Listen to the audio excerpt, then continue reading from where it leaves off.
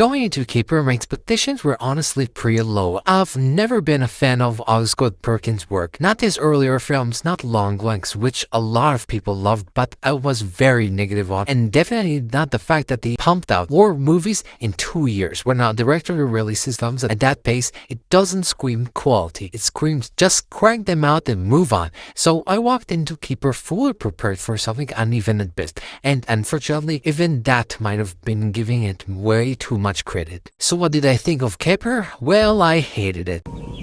What the fuck is this piece of shit? This movie did nothing for me. It's slow in the worst way, thin in the worst way, and frustrating in the worst way. It feels like a film more interested in staring at itself than telling an actual story, and watching it became this long, drawn-out slog where every scene drags on with no real progression. I left the theater annoyed, drained, and honestly shocked that this is the movie people are hyping up. Yeah, I can't do this. To be fair, there are a few bright spots. Some of the cinematography is genuinely well crafted. Perkins knows how to frame eerie, haunting visuals, the lighting, the quiet atmosphere, the visual design in certain sequences. It's also just a much better movie hiding underneath the surface. And the premise itself had potential, no doubt. There's a version of the story that could have been chilling, emotional, maybe even brilliant.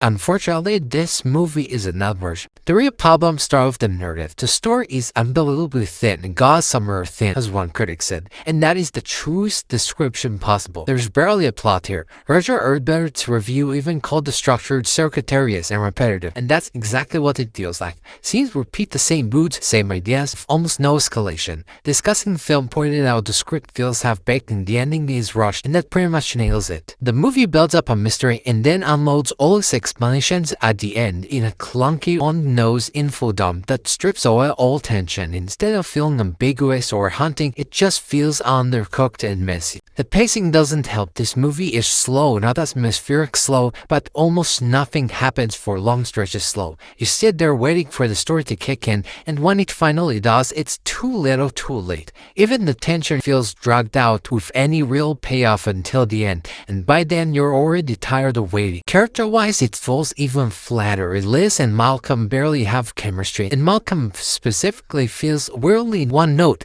and underdeveloped. Even secondary characters feel like afterthoughts, not meaningful, not memorable, and barely used. A lot of the story tries to operate on symbolism, but instead of adding depth, it just makes the characters feel hollow. And the biggest issue for me is the accessibility. The dream logic, surrealist style Perkins lends into just isn't executed clearly. The rules of the haunting, the supernatural element, the motivations, none of it feels defined, not in a cool, mysterious way, but in a way that feels like the movie doesn't really know what it wants to say.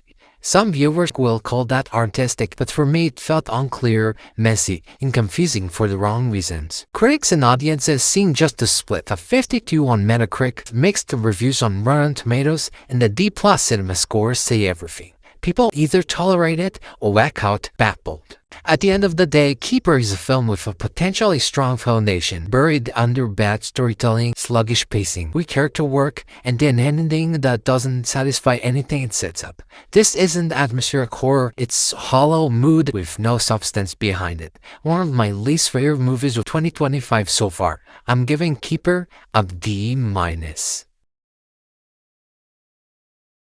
So that's my take. What did you think of Keeper? Curious if you agree, disagree, or liked it more than I did. Thanks for watching. See you next time.